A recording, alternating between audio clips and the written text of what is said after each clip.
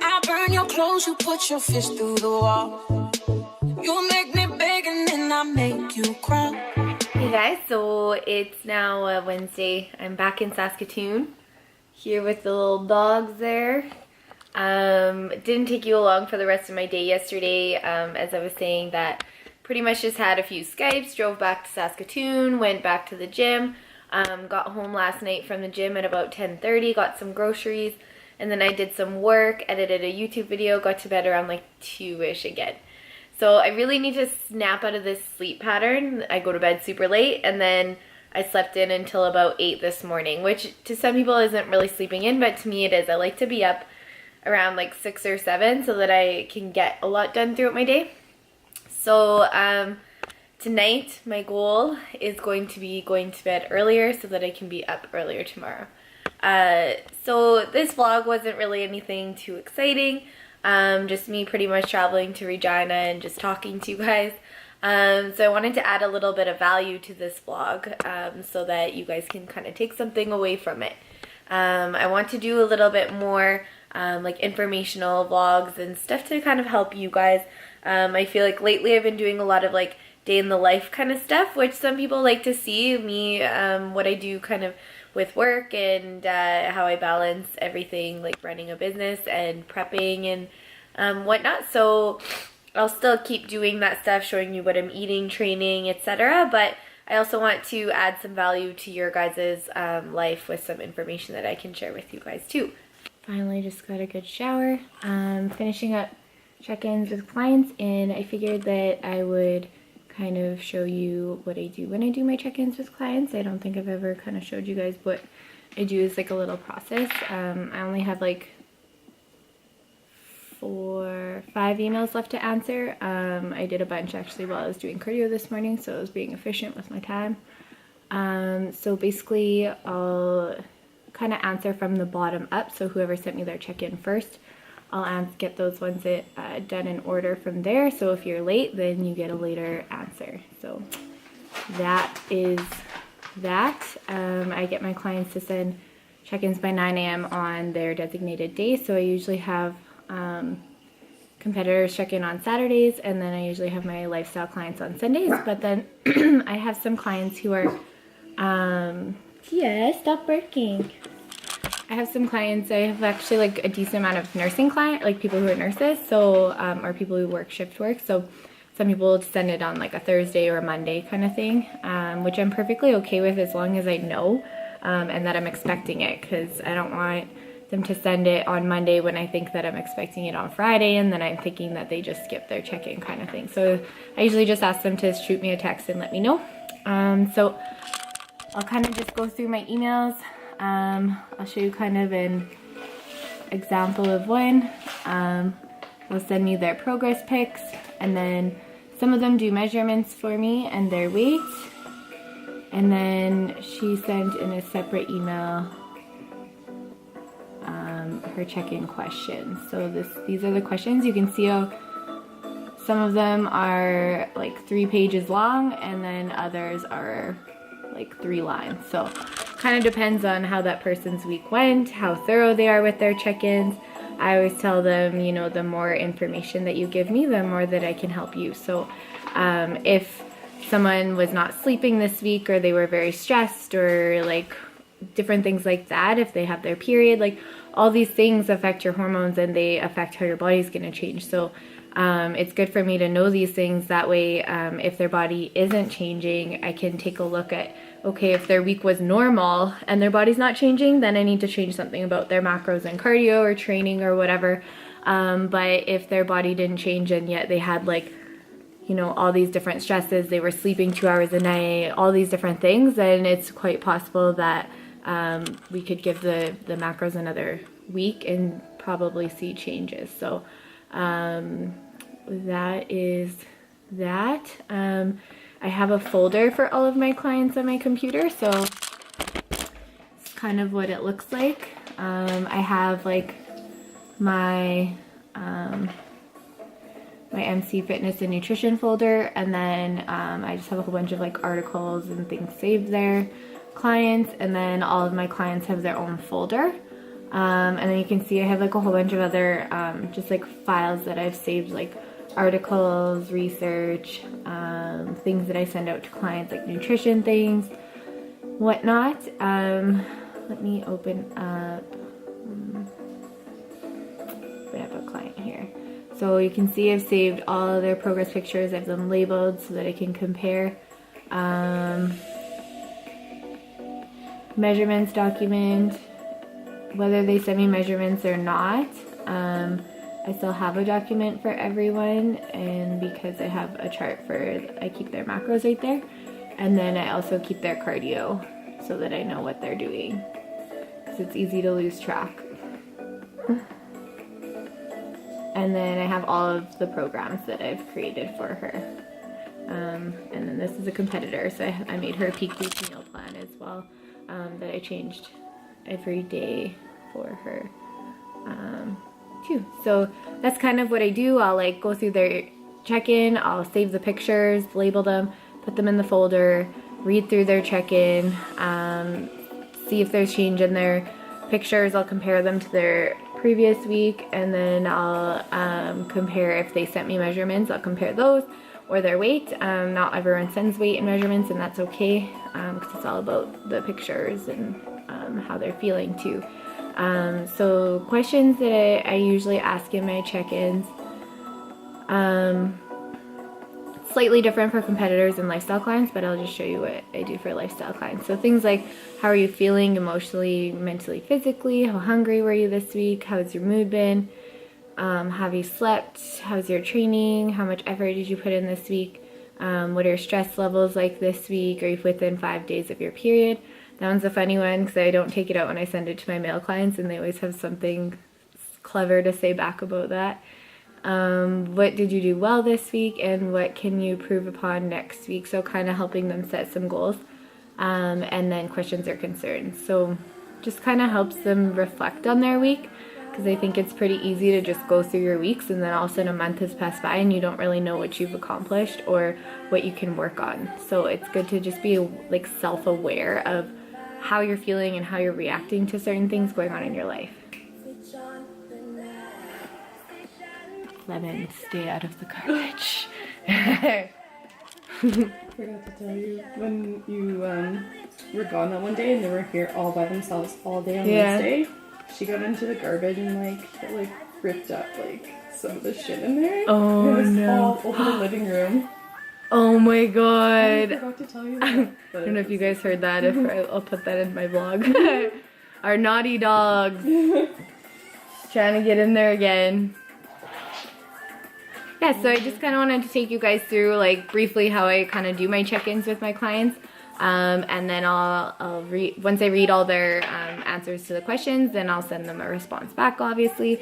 Sometimes the response, I don't need to say much because they had a really good week, and then other times they may have a lot of personal things going on or need a kick in the ass to get back on track, things like that, where my response will be longer. So I'd say on average, I probably will get through 4 or 5 clients in an hour-ish. Depends on the day. Sometimes I can get 10 in an hour.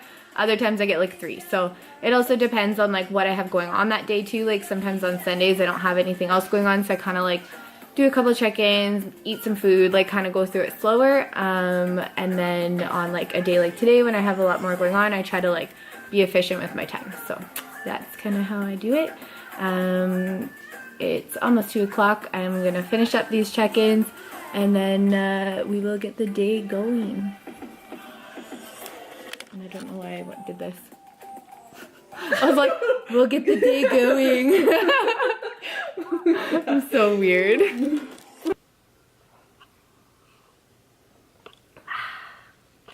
So I get asked often about online coaching and how I became an online coach and how they possibly could become an online coach. So there's many things to kind of consider when becoming an online coach.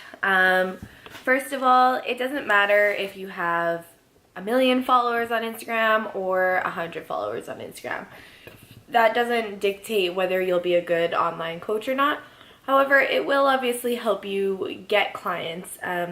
as I would say that social media is probably one of the biggest platforms in order to get clients. Sorry, dog. Distracting me as always. So you're doing online coaching for a reason. It's technology, so something like Instagram it's online. So that's probably one of your best platforms in order to get followers. So I always recommend building up your social media, posting a lot. Post about yourself, your progress, post about like things for motivation, some nutrition tips, exercises, workouts, but also take on like friends or family, or if people do approach you for coaching, take them on. You don't even necessarily have to charge them. I did a lot of free work when I first was starting out online coaching because I wanted to kind of use them as like a test run kind of thing, and be able to prove that I was capable of helping them reach their goals. So working with them and then being able to showcase their progress through Instagram and social media was huge, and even Facebook. That way people can see that you know what you're doing and that you're able to help people. So having true results from clients is super important as well. And now people are like, so how do I get results with clients if I don't have any clients yet? And that's where building up your social media in order to get clients. If you don't have clients yet, then post a lot about yourself and your progress. People want a coach who can walk the walk instead of just talking the talk. And there's a lot of coaches out there, especially on Instagram, who talk the talk and they don't walk the walk. So it's very tricky with social media these days, as with like Photoshop and drugs and all these things that you don't even know if the person on the other end of that screen is actually who they say they are. If they actually look like they do in those pictures now, they could be posting a throwback.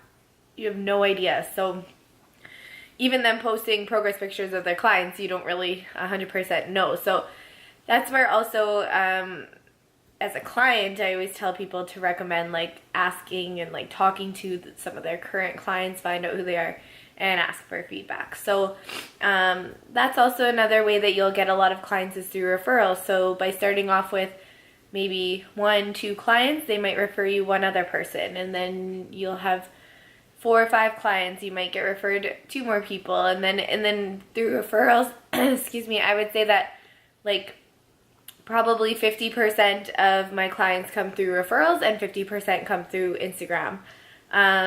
Also, I highly recommend getting a business Instagram account. You don't have to pay for it, but you list it as a business, and that way you can put the email link on there. You can see your analytics, so you can see like what pictures people are saving and more people are liking and how many people it reached, like stuff like that. So you can kind of gauge what your viewers like to see and how you are able to reach out to other people. Now, I also highly recommend getting education. So whether you get like a kinesiology degree, or it doesn't have to be a degree obviously, but a lot of people do like to see education and a university degree. Nowadays, a lot of people trust that more, and it definitely, I'm not saying that you need one, because I know some phenomenal coaches who don't have a degree. So, but it does definitely help. So if you're going into university and you're not quite sure what to take, but you're thinking of online coaching, maybe something along the lines of nutrition or kinesiology or something is up your alley.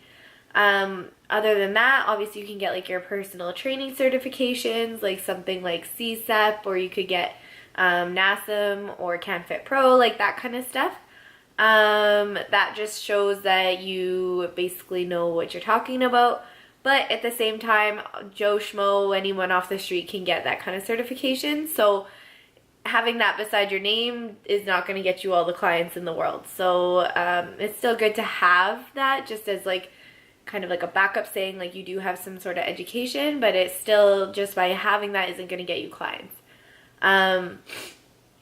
Some sort of nutrition certification I would highly recommend. I got my precision nutrition certification. I would say that it was a very, very good course. Highly recommend it. However, I think that it was probably 80% review for me.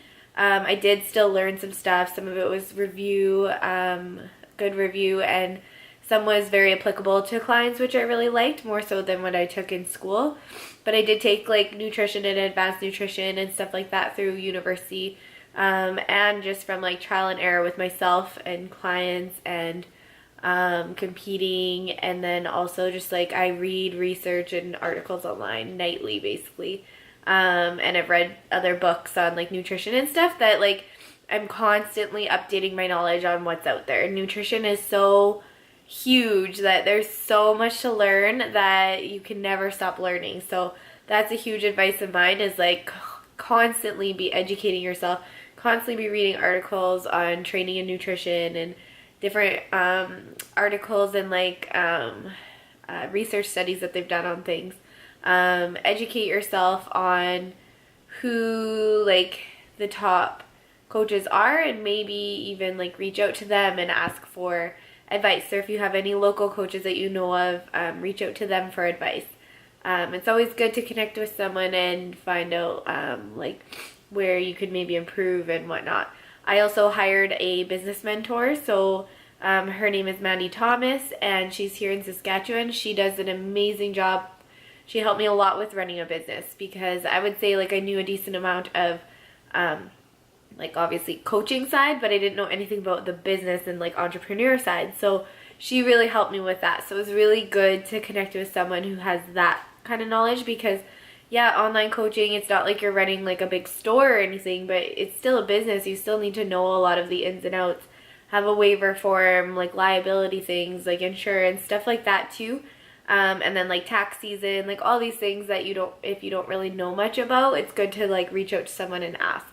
I'm currently mentoring a few people with online coaching, and I love it. I love helping people achieve their goals and aspire to be the best that they can be, and give them any kind of advice. Sorry, face the G. Give them any kind of advice that I have. So anyone, feel free to reach out to me for advice. Always love giving advice, and when I see potential in someone and that they're passionate about it and that they have the knowledge and that they can excel at it, I am always more than happy to help them. So, you know, a lot of other people who are passionate about this stuff, they're the same way. They love to help people, and that's why I'm in a job like this.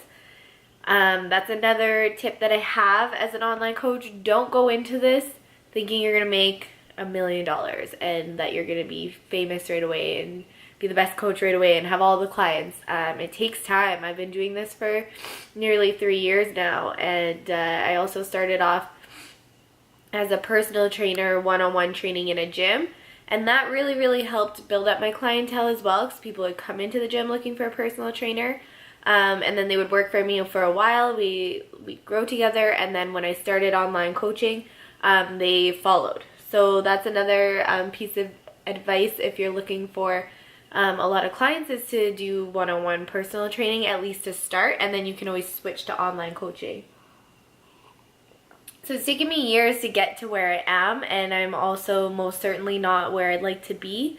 A lot of people ask me what I make as an online coach.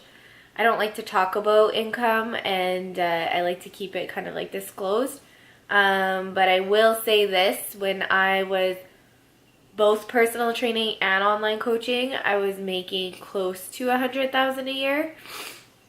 I was scared to quit my personal training job as it was secure, but I took the leap to do a full-time online coaching, and I would say I am making well over 6 figures a year. So that's before taxes. So once I take away taxes and stuff, it's still pretty decent. So that's just goes to show that it takes some time, because when I first started off, I was probably making like, from just online coaching, I was probably making like 10 grand a year, 20 grand a year.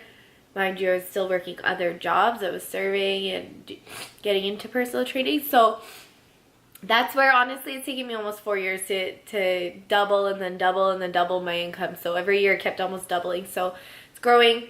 And my Instagram account, I went from When I first started online coaching, I was probably at about 1,000 followers, and now I'm over 10K. So in 3 years, I've grown like 9K. Some people say that's slow. I think organically, without buying followers and stuff, it's not too bad.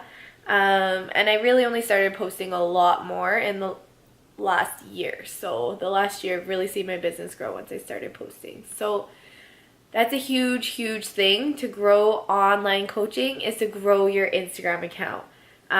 If you have a private Instagram account or you don't post much, you're not going to get very many clients. So that's also if you're like wanting sponsorships, like stuff like that. It's huge. Like nowadays, it's all about the following, all about social media. Hashtag the shit out of your pictures, and just post a lot about yourself and your progress. Anytime I post like my shredded ab pictures, I gain a client. Anytime I post, yesterday it was Transformation Tuesday, and I posted probably like 10 to 15 different client transformations of mine, and I probably had 10 new inquiry emails yesterday. It doesn't mean I got 10 new clients, but inquiry emails it's something. You're getting somewhere, right? So I'm not even necessarily really looking to take on clients right now, but if I'm at a point where I can be very selective with my clients, and so if someone contacts me and I don't feel like they'll be a good fit for myself or the team, or that they're not going to put in the work, I'm not going to waste my time on them. And it might sound mean, but honestly, I'm very busy, and I only want to work with people who want to work with me and truly want to reach their goals. And why would I put 110% into my clients and care about them when they're putting in 60%? They're not going to get the results. I can't hold their hand and be there every step of the way. They got to put in the work too. So that's another little piece of advice as a coach, is to, don't be their best friend. You can be their friend and like grow a good relationship, but you still have to be able to be hard on them and give them a kick in the ass when they need one. Keep them motivated. Almost anyone can give someone a diet plan and a workout that will probably help them see results, but it's in the coaching and the personal side of coaching, and when they're not seeing changes for a couple weeks, and constantly getting them to dig deeper, like what are you going to say to them to keep them going without making them feel like shit? So you need to find a fine balance. Coaching competitors is a whole different level than coaching lifestyle clients. But yeah, just definitely be real, be personable, especially on social media. Don't be something you're not, and don't be fake. I can't even count the amount of times I've had people reach out to me and they're like, I wanted to work with you because you were real. You tell the truth, you tell it how it is, you don't sugarcoat things, and you seem like a genuine person. And I truly am, and I truly do care about all of my clients. So that's another thing. Like, don't be fake on Instagram. Don't do this just for the money, because you're not going to last very long. So I think those are like some quick little tips that I have for anyone who is looking to go into online coaching, is to really build up your business through Instagram, build up your following, and be real. Be supportive to your clients, and showcase your progress with people. Take on free work wherever you can just to get started, and reach out to people if you need advice too. Okay, so I hope you guys liked this little info session. I didn't really plan out what I was going to say, so it was a little bit rambly, but I really hope that it helped some of you guys. Please comment down below if you have any questions. DM me, message me if you have, if you need some advice or anything at all. You can always reach out, as you guys know. So please give this video a like, and please subscribe to my channel if you aren't already.